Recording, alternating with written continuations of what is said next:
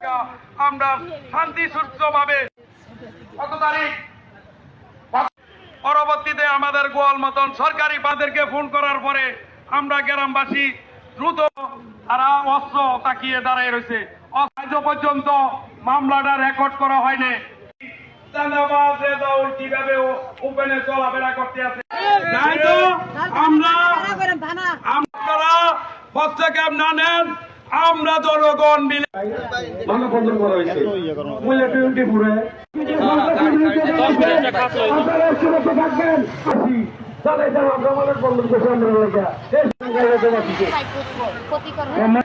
মাননীয় police super মহোদয়ের কাছে, মাননীয় মন্ত্রী মহোদয়ের কাছে আমি একজন সাধারণ জনগণ, আমরা মহিলারা গ্রামের মধ্যে সন্ত্রাসী তার বিচার চাই, রেজাউল করিমের বিচার চাই। বাড়ি করলেন ঘর করলেন দিয়ে দিন না।